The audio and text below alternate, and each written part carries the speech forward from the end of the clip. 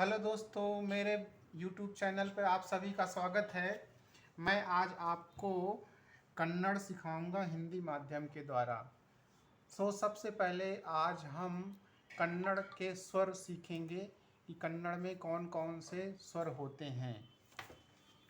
Okay, so let's start. जैसा कि हिंदी में हम जानते हैं कि आ ई होता है, इसी तरह कन्नड़ में भी स्वर होते हैं और उनको भी सेम प्रोनाउंस करते हैं जैसे कि हिंदी में करते हैं। अब मैं आपको एक एक करके सारे कन्नड़ के स्वर सिखाऊंगा। जैसे कि हिंदी में होता है आ, तो इसको कन्नड़ में हम लोग लिखते हैं ऐसे आ। इसके बाद आता है हिंदी का आ, और इसको हम कन्नड़ में लिखते हैं ऐसे। इसके बाद आता है ई, और कन्नड़ में ये लिखा जाता है इस तरह।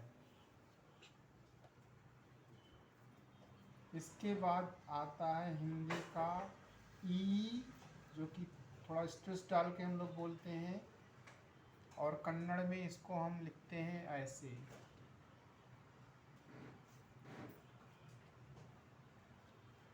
इसके बाद आता है ऊ, जिसको लिखा जाता है इस तरह।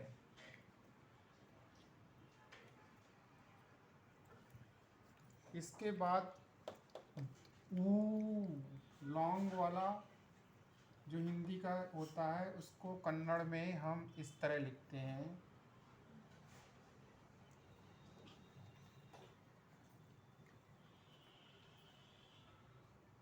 इसके बाद आते हैं रू, जो कि कन्नड़ में लिखा जाता है इस तरह।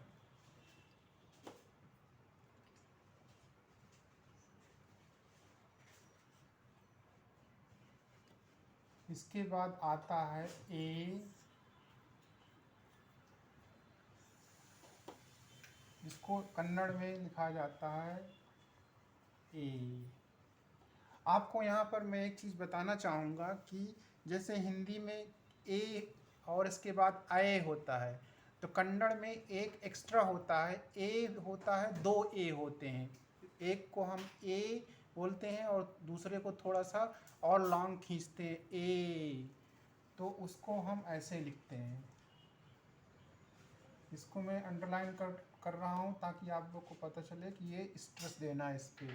तो इसको हम ऐसे लिखते हैं, ये इसको बोलते हैं ए। तो ये वाला आपका ए है और ये है ए, थोड़ा स्ट्रेस देकर। इसके बाद हिंदी में हमारे आता है आए। आए हम ऐसे हिंदी में लिखते हैं और ये कन्नड़ में ऐसे लिखा जाता है।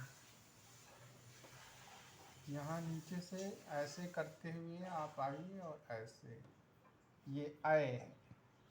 इसके बाद फिर मैं आपको एक चीज़ और बताना चाहूँगा। हिंदी में हमारा एक ही ओ होता है, लेकिन कन्नड़ में दो ओ होते हैं। एक ओ होता है और एक थोड़ा स्ट्रेस देकर बोलते ओ। तो जैसे हमारा हिंदी का ओ है, तो इसको हम कन्नड़ में ऐसे लिखेंगे ऐसे। आप हिंदी का ओ को ही थोड़ा सा आप स्ट्रेस दीजिए। इसी को मैं नीचे अंडरलाइन करता हूँ ताकि आपको पता चले इसमें स्ट्रेस देना है।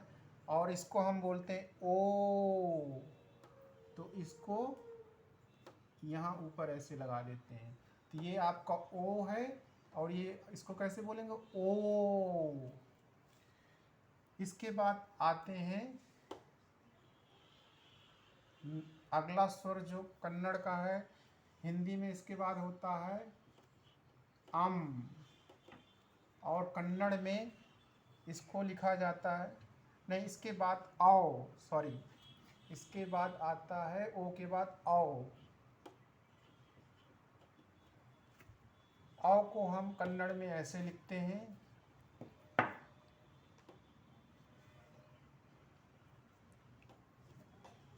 इसके बाद आते हैं अम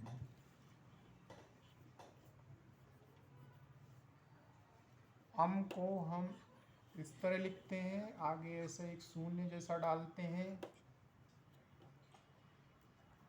इसके बाद आता है अंतिम स्वर आहा। कन्नड़ में इसको लिखा जाता है ऐसे, जैसे आ है, इसके बाद दो छोटे छोटे शून्य लिखते हैं। तो ये हैं कन्नड़ के सारे स्वर। तो आप यहाँ देखिए 1 2 3 4 5 6 7 8 9 10 11 12 13 14 और 15 स्वर होते हैं कन्नड़ में। हिंदी में 13 होते हैं। इसका मतलब है कन्नड़ में 2 स्वर ज़्यादा होते हैं। एक बार मैं फिर से आप सभी को पुनः दोहरा कर बताना चाहूँगा।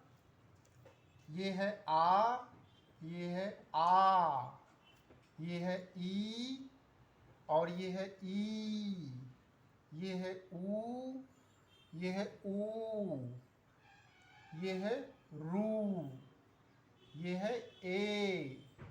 और जैसा कि मैंने बताया कि ए 2 होते हैं कन्नड़ में, तो इसको हम ए पढ़ेंगे और इसको ए थोड़ा लॉन्ग करके पढ़ेंगे।